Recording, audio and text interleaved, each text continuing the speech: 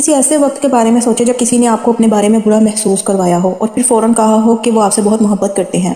کوئی اجنبی نہیں، کوئی ایسا نہیں جس کا مقصد آپ کو تکلیف دینا ہو، بلکہ کوئی بہت قریب کا شخص، ایسا شخص کہ اگر آپ اس کے رویے کو کسی دوست کو سمجھانے کی کوشش کریں تو الفاظ ڈھونڈنا مشکل ہو جائیں، کیونکہ جب آپ اسے بلند آواز میں بیان کریں تو وہ بات معمولی لگے، جیسے آپ حد سے زیادہ حساس ہو رہے ہوں، جیسے آپ بات کا بتنگر بنا رہے ہوں، اور سوچنا کہ وہ تو بس میری فکر کرتے ہیں، اس کا مطلب برا نہیں تھا، وہ محبت کا اظہار ایسے ہی کرتے ہیں۔ آپ نے بہت پہلے سیکھ لیا تھا کہ محبت کبھی کبھی چبھن کے ساتھ آتی ہے، کہ شفقت اور حقیر بنانا ایک ہی جملے میں موجود ہو سکتے ہیں، کہ جو شخص سب سے زیادہ آپ کی حفاظت کرنا چاہتا تھا وہی اکثر آپ کو یہ احساس دلاتا تھا کہ آپ کو خود اپنے آپ سے بچانے کی ضرورت ہے، کہ آپ کو اپنے آپ سے بچنے کی ضرورت ہے۔ یہ کسی ڈزنی ولن جیسی کہانی نہیں، ایک خاص قسم کے رشتے کی حقیقت ہے، اور یہی اصل میں فلم ٹینگلڈ کا موضوع ہے۔ ٹینگلڈ ایک اینیمیٹڈ خوبصورت قسم کی فلم ہے جس میں ایک لڑکی ریپنزل کی کہانی دکھائی گئی ہے۔ ریپنزل کے بال جادوئی ہوتے ہیں جو لوگوں کو جوان اور صحت مند رکھ سکتے ہیں۔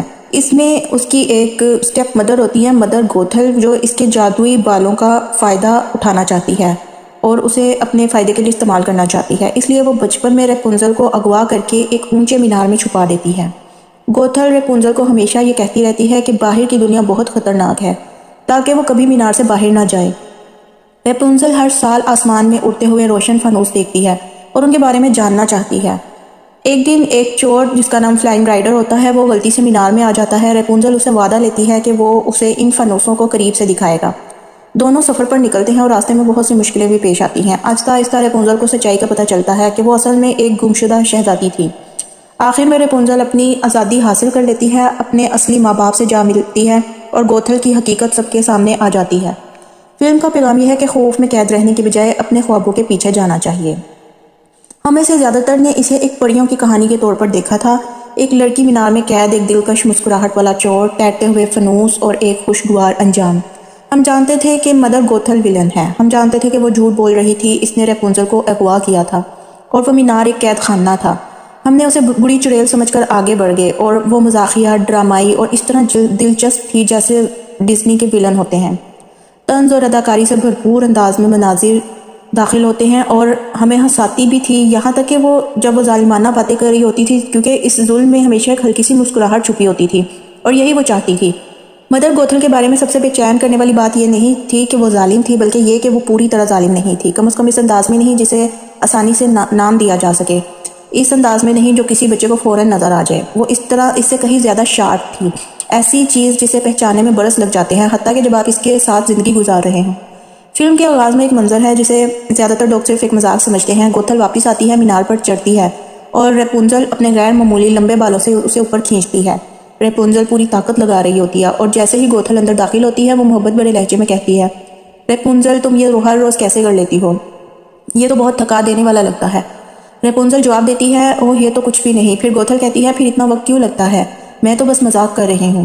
یہ مکالمہ بظاہر مزاحیہ لگتا ہے لیکن حقیقت میں یہ ایک سبق ہے، پہلے تعریف، پھر ریپنزل کو اپنی محنت کمتر سمجھنے پر مجبور کرنا، پھر اسی بنیاد پر اس پر تنقید کرنا، صرف 3 جملوں میں، اور پھر منظر ایسے آگے بڑھ جاتا ہے جیسے کچھ ہوا ہی نہ ہو۔ یہی وہ طریقہ ہے جس سے بعض لوگ محبت کے اندر چھپے ہوئے اپنے کنٹرول کو استعمال کرتے ہیں۔ بعد میں آئینے کے سامنے ایک اور منظر آتا ہے جب گوتھل کہتی ہے، جانتی ہو میں کیا دیکھتی ہوں؟ ایک مضبوط، پورے اعتماد خوبصورت نوجوان لڑکی۔ پھر فوراً اضافہ کرتی ہے، اوہ دیکھو تم بھی یہاں ہو، میں تو مذاق کر رہی ہوں، ہر بات کو اتنا سنجیدہ مت لیا کرو۔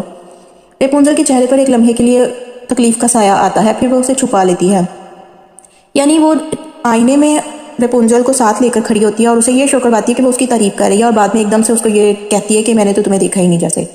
وہی لمحہ جو ہے وہ پوری فلم کا نچوڑ ہے، پہلے محسوس کروانا کہ آپ کو دیکھا گیا، پھر فوراً احساس دلانا کہ اصل میں آپ کو دیکھا ہی نہیں گیا، کہ توجہ کبھی آپ کے لیے تھی ہی نہیں، آپ صرف کسی اور کی کہانی کا ایک حصہ تھے۔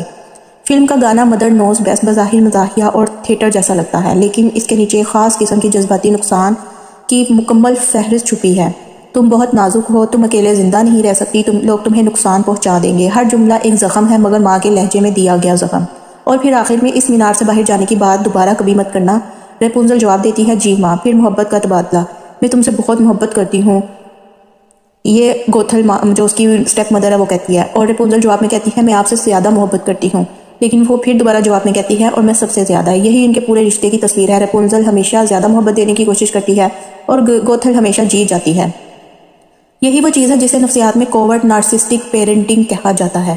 ایسی خود پسند والدینیت جو کھلی جارحیت کی شکل میں نہیں آتی، یہ خاموش ہوتی ہے، نرم لہجے میں، تعریف اور تنقید کے ملے جلے انداز میں، اتنی باریک کہ ہر ایک لمحہ الگ سے معمولی لگے، پیٹھ پیچھے تعریف، ایسی فکر جو ہمیشہ آپ کی سب سے عزیز چیز کو نشانہ بنائے، آپ کی ضرورتوں کو فوراً اپنی طرف موڑ لینا کہ آپ کا ہمارے بغیر گزارا ہی نہیں ہے، جو چیز آپ کو سب سے زیادہ عزیز ہے وہ تو آپ کے لیے بہتر ہے ہی نہیں ہے، اس کو ہر وقت جو ہے وہ تنقید کا نشانہ بنائے رکھنا، اور یہی کہتے رہنا کہ آپ ہمارے بغیر مر جائیں گے، آپ کا ہمارے بغیر گزارا ہی نہیں، ہمیں ہی آپ کی سب سے زیادہ پرواہ ہے، اور پھر آپ کے رد عمل پر آپ ہی کو مجرم محسوس کروانا کہ آپ ہی کی وجہ سے یہ سب ہوا، یا آپ ہی ڈھیل تھی، یا آپ کا ہی یہ طریقہ تھا، آپ کو منع بھی کیا گیا لیکن آپ نے یوں ہی کیا، مطلب ایسے تنقید کرنا۔ یہ ڈرامائی ولن نہیں ہوتے، یہ برسوں میں آپ کے اندر ایک آواز بن جاتے ہیں، ایسی آواز جو محبت جیسی لگتی ہے مگر ہر کامیابی کو کم اور ہر تنقید کو سچ ثابت کرتی رہتی ہے۔ ریپنزل کو قید رکھنے کے لیے مینار ضروری نہیں تھا، وہ اس لمحے قید ہو گئی تھی جب اس نے اس آواز کو اپنی آواز سمجھ لیا۔ فلم کا اصل موڑ تب آتا ہے جب ریپنزل پہلی بار اپنے لیے کچھ چاہنے کا فیصلہ کرتی ہے، واقعی چاہنے کا، اتنا کہ اس کے لیے ہر قدم اٹھا سکے، اور یہی وہ لمحہ ہے جب کنٹرول ٹوٹنا شروع ہوتا ہے۔ اگر آپ کبھی ایسے رشتے میں رہے ہیں تو شاید آپ اپنے اندر کچھ چیزیں پہچانتے ہوں، جیسے تعریف قبول کرنے میں مشکل محسوس ہونا، دوسروں کی ناراضگی سے فوراً خوفزدہ ہو جانا، ہر بات پر معافی مانگ لینا، اور بڑی خواہشات رکھنے میں ہچکچاہٹ محسوس کرنا، محبت میں ہمیشہ خود کو چھوٹا سمجھ لینا۔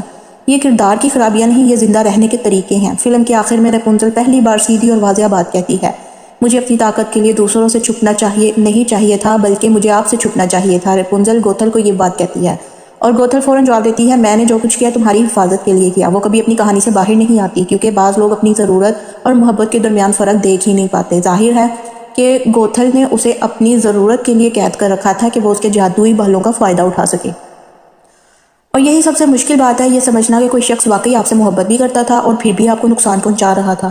دونوں باتیں ایک ساتھ سچ ہو سکتی ہیں۔ اصل تبدیلی ماضی میں نہیں آتی، وہ اس لمحے آتی ہے جب آپ کے اندر کی وہ آواز، تم میرے بغیر زندہ نہیں رہ سکتے، اچانک آپ کی اپنی آواز نہیں لگتی، صرف ایک آواز کسی ایسے شخص کی جسے آپ کا چھوٹا رہنا ضروری لگتا تھا۔ ریپنزل نے گوتھل کو شکست نہیں دی، وہ صرف اس سے آگے نکل گئی، وہ دنیا میں چلتی رہی، حتیٰ کہ جب اندر کی آواز کہتی رہی کہ وہ نہیں کر سکتی، یہاں تک کہ جب وہ آدھا یقین بھی کرتی رہی۔ فنوس ہمیشہ وہاں تھے، وہ 18 سال تک کھڑکی سے انہیں دیکھتی رہی، اسے بتایا جاتا رہا کہ خواہش ہی اصل خطرہ ہے۔ ایک دن اس نے اجازت مانگنا چھوڑ دیا، اور وہ اختتام نہیں تھا، وہ صرف آغاز تھا۔ تو پیارے دوستو، اگر آپ بھی اپنی زندگی میں کسی ایسے انسان کے ہاتھوں ایسی قید میں ہیں کہ جو آپ کو اس قید سے باہر نکل نہیں دیتا اور آپ کو آگے بڑھتا ہوا نہیں دیکھ سکتا، تو خدا را آپ بھی اپنی قید سے باہر نکلیے اور اپنے اچھے اور برے کے بارے میں خود سوچ کر فیصلہ کیجیے۔